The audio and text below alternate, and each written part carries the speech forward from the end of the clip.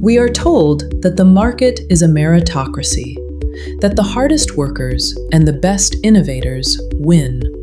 But there is a silent force sitting above the market that decides the baseline of your success before you even open for business. Central banks like the Federal Reserve, the ECB, or the Bank of England don't care about your specific brand. They don't pick winners by name. But by moving a single decimal point, they can turn a struggling company into a unicorn or a homeowner into a debtor. Today, we're looking behind the curtain at the Cantillon Effect, the mechanics of credit, and why the neutral decisions of a central bank are anything but neutral for your bank account. Central banks have a limited toolkit, but its reach is infinite. Let's break down the 3 things they actually control. First, interest rates. This is the price of time. When rates are low, the future is cheap. When rates are high, the future is expensive. This dictates whether a CEO builds a new factory or hunker downs. Second, money supply. Through quantitative easing, central banks can essentially type numbers into a computer and buy government bonds. This injects liquidity directly into the veins of the financial system. Third, credit conditions. By setting reserve requirements for commercial banks, they decide how easy it is for you to get a loan. They don't control the price of eggs or Netflix subscriptions directly. They control the flow of the medium we use to buy them. If you control the pipes, you control who gets a drink. When the lever is down, money is easy. Who wins here? The borrowers. If you are a corporation that can borrow $100 million at 1%, you are winning. You can use that money to buy back your own stock, inflating your share price without selling a single extra product. Governments. Low rates make massive national debts manageable. Asset owners. This is the big one. When money is cheap, people flee cash because it pays nothing. They pile into stocks, real estate, and even Bitcoin. The losers? The savers. The grandmother with $50,000 in a savings account is actually losing purchasing power because her interest rate is lower than inflation. In an easy money world, prudence is punished and speculation is rewarded.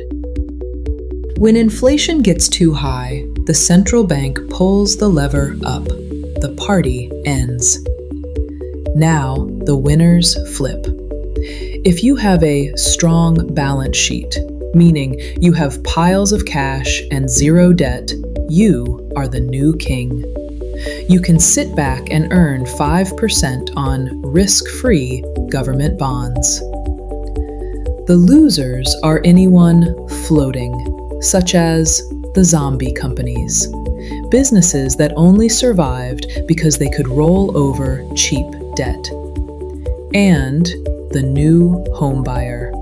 Suddenly, a $400,000 house costs $1,500 more per month in interest than it did a year ago. This is the cleaning of the forest. Central banks claim this is necessary to stop the economy from overheating.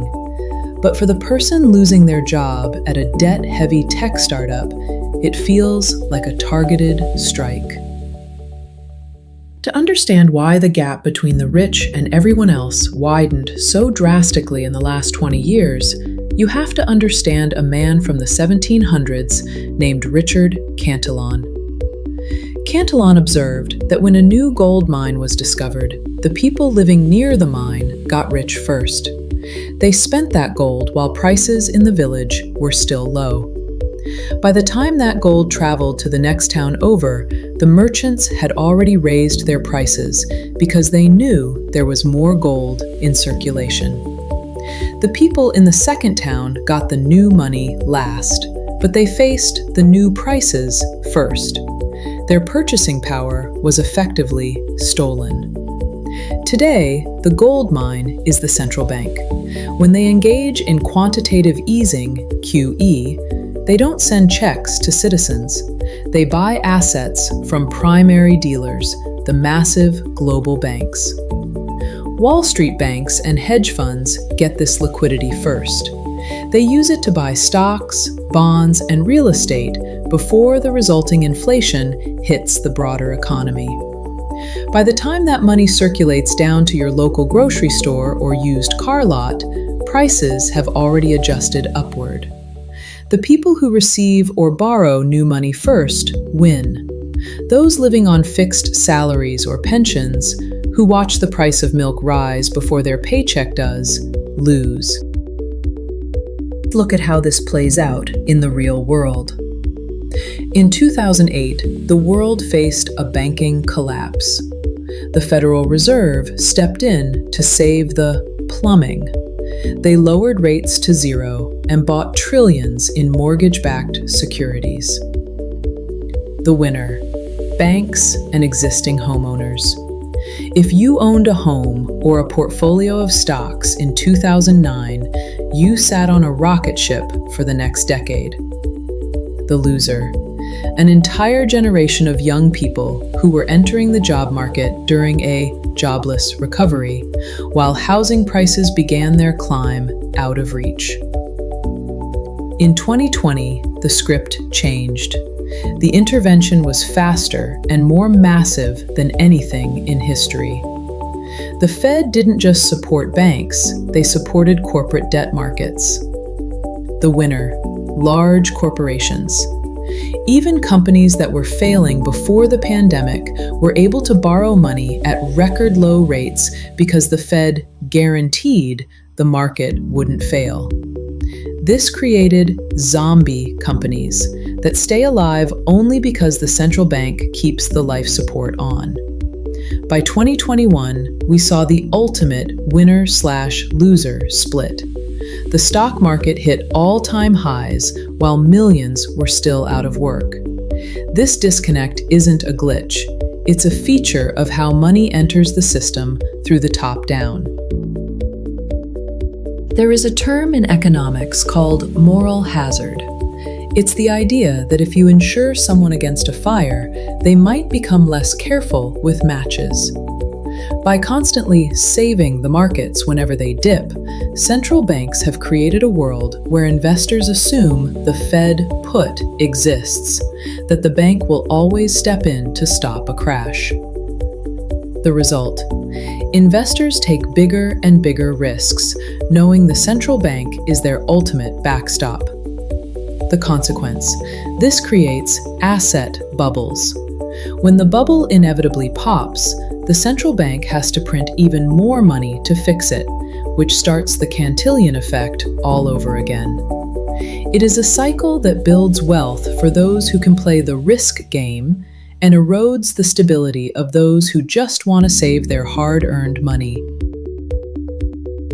All of these mechanisms, the interest rates, the Cantillon Effect, the 2008 bailouts, lead to a single, devastating sociological conclusion: the Matthew Effect.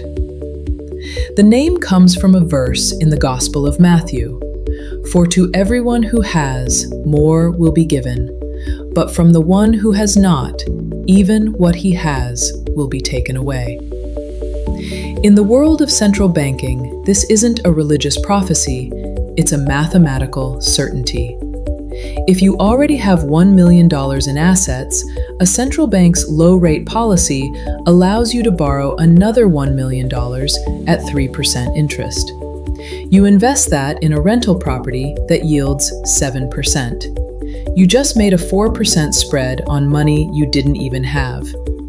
Meanwhile, the person with $5,000 in assets sees the price of that same rental property rise by 20% because of cheap money. The entry fee to become an owner just went up. The central bank's neutral policy acts as a wealth accelerator for those already at the top of the hill and a treadmill for those at the bottom. The faster the bank prints to save the economy, the faster the snowball rolls. Because of the Matthew effect, we have entered the era of financialization.